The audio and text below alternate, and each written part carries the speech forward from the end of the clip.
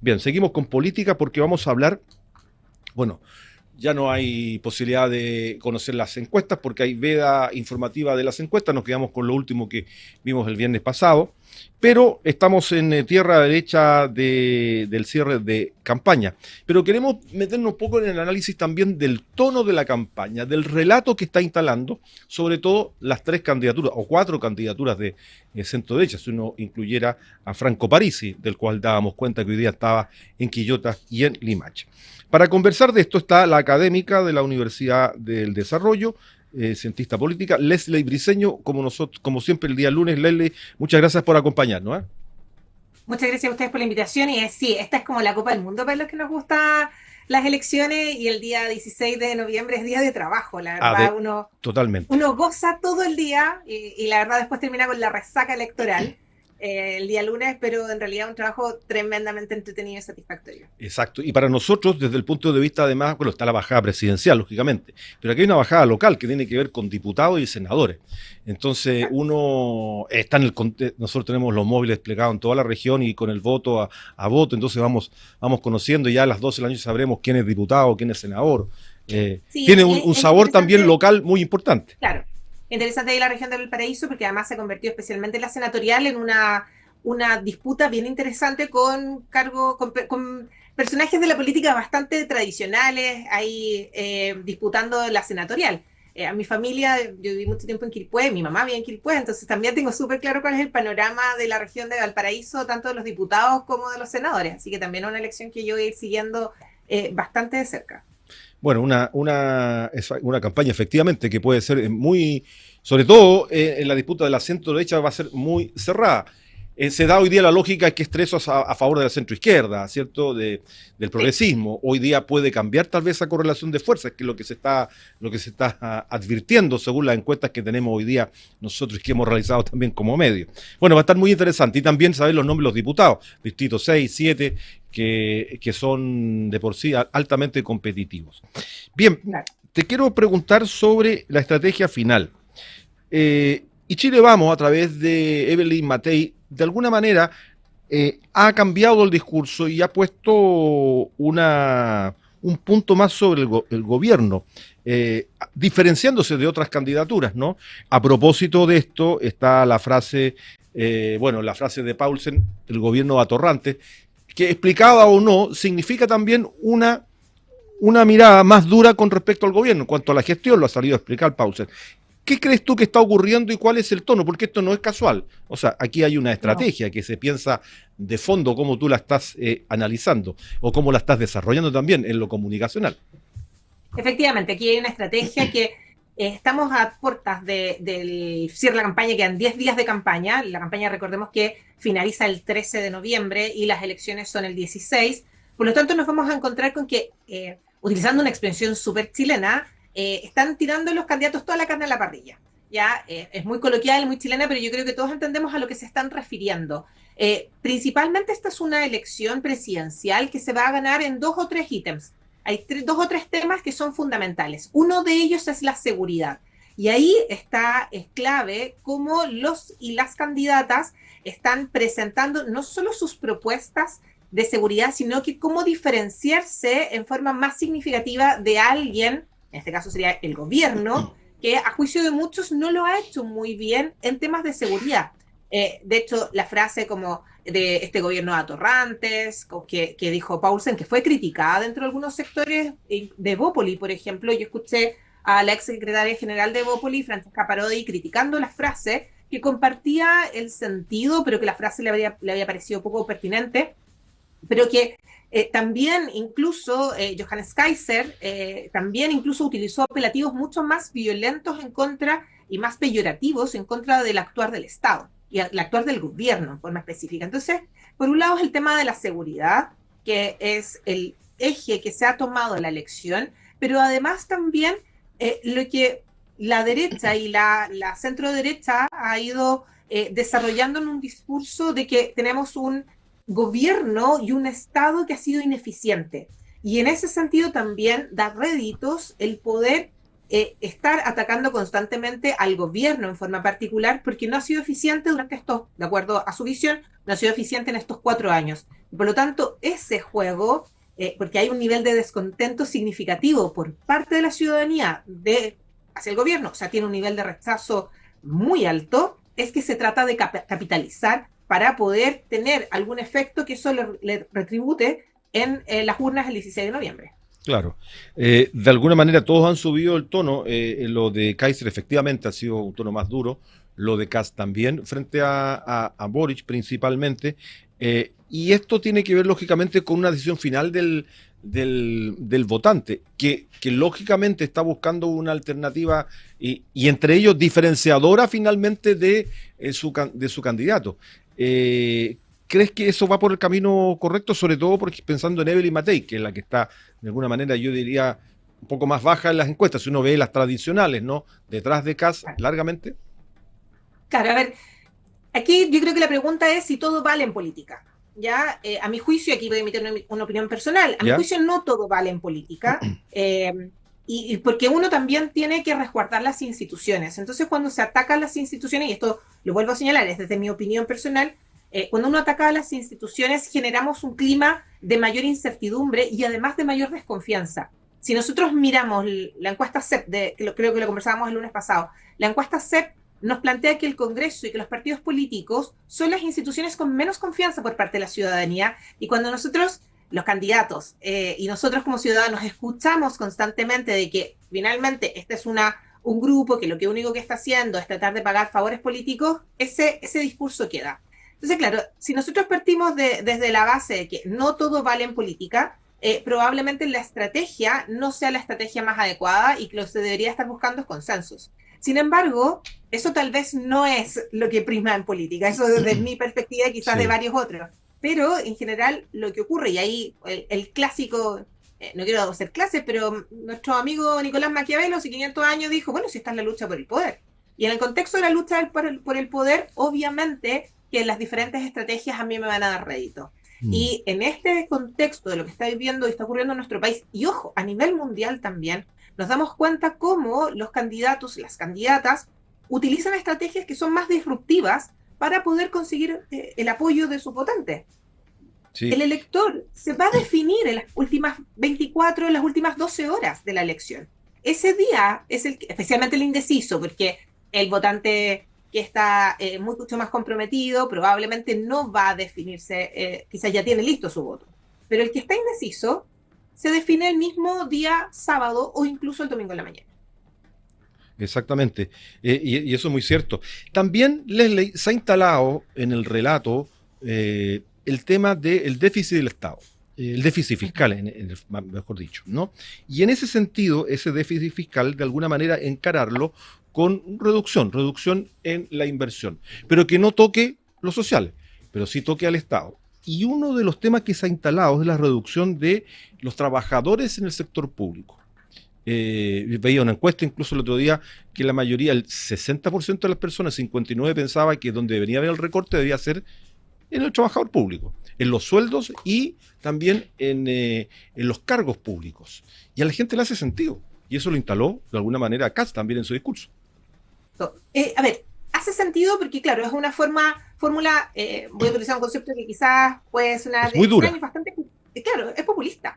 Y populista. ¿Por qué? Porque nosotros decimos, hoy, si reducimos el tamaño del Estado, si sacamos tantos funcionarios públicos, finalmente esto va a ser más eficiente.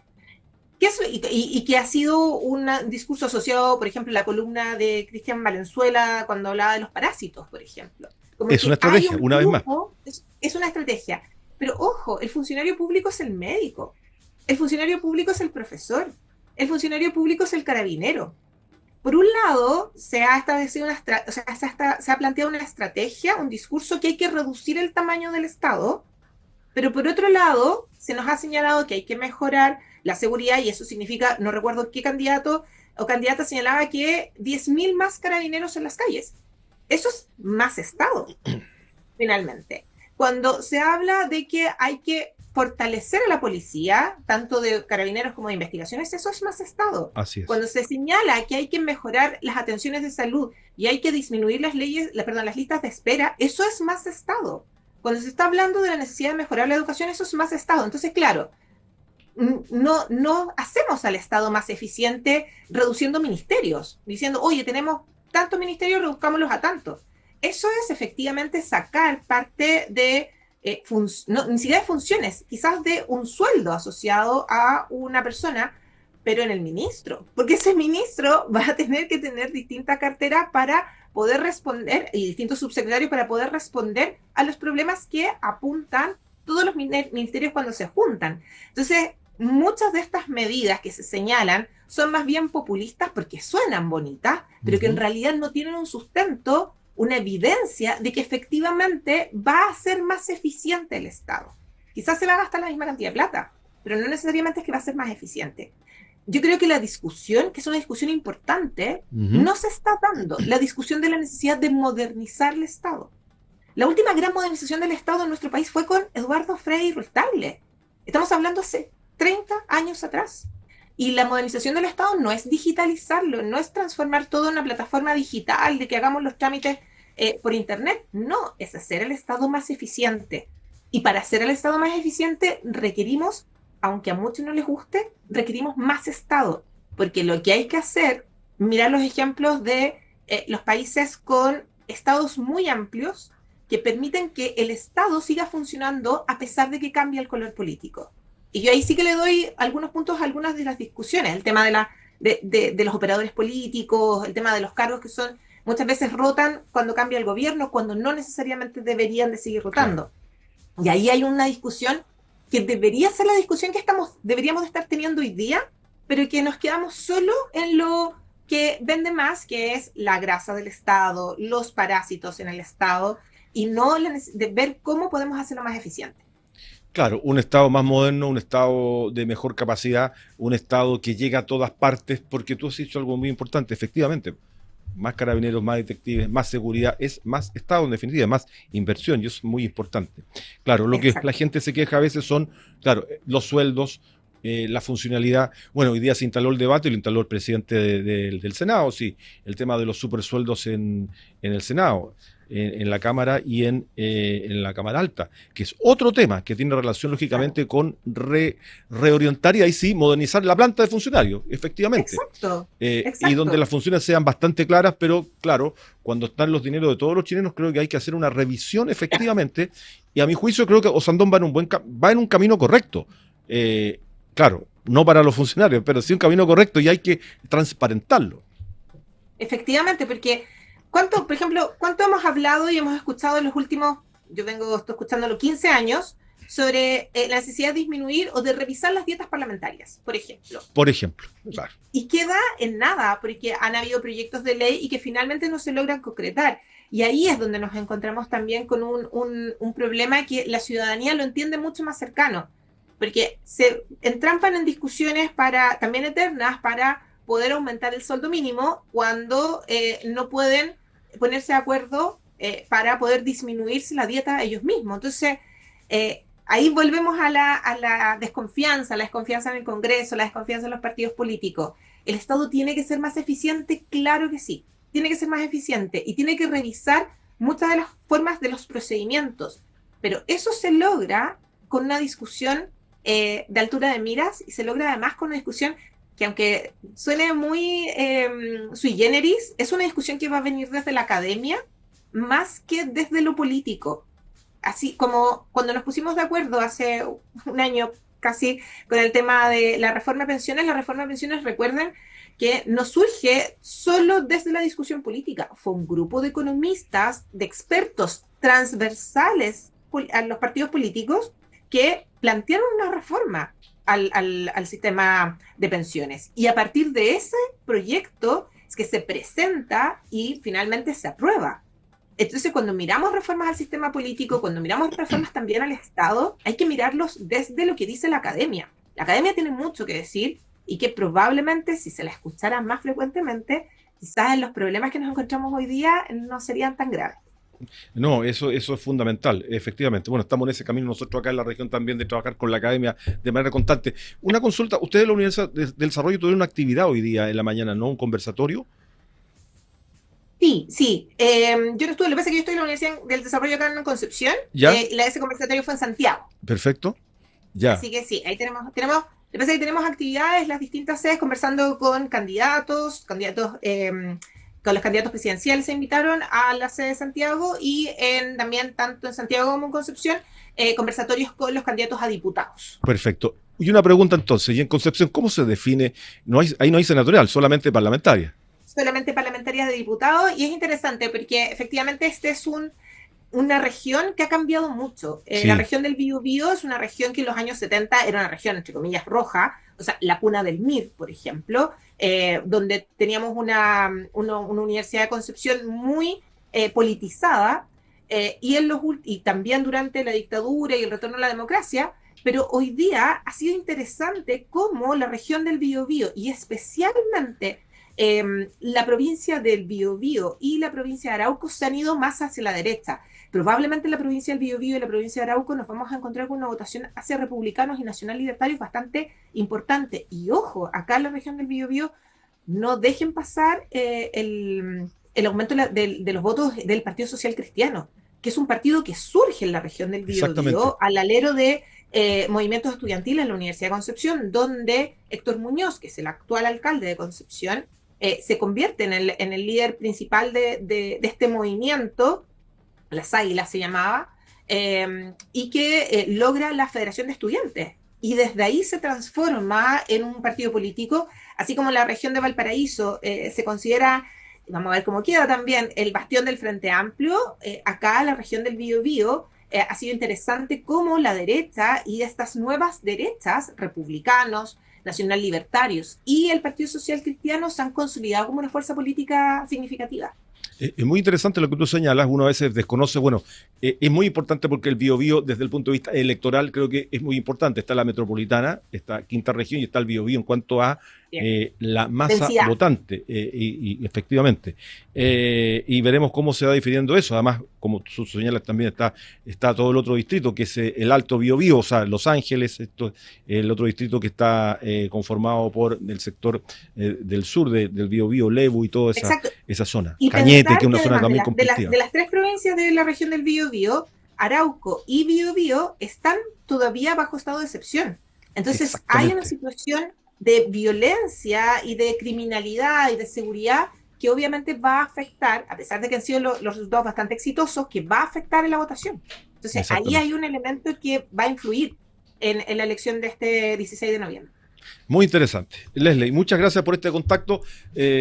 Nos queda todavía Muchísimas gracias. un lunes más antes de la elección, así que te vamos Sí, a ningún contactar. problema. Nos parece muy interesante lo que nos has planteado. Y con una mirada regional, tú desde el Biobío, nosotros acá en Valparaíso, pero una mirada regional nacional, que me parece importante tenerla también desde la perspectiva electoral y de la perspectiva de elecciones. Así que muchas gracias por este contacto, ¿eh? Muchas gracias a ustedes. Nos vemos. Leslie Chao. Briceño, ahí estaba, académica de la UDD, conversando con nosotros a esta hora de la tarde en vivo a las 19:30. Vamos a comerciales ahora, ya estamos luego con nuestros próximos invitados, los títulos de la tarde, las informaciones a esta hora en Pura Noticia PM.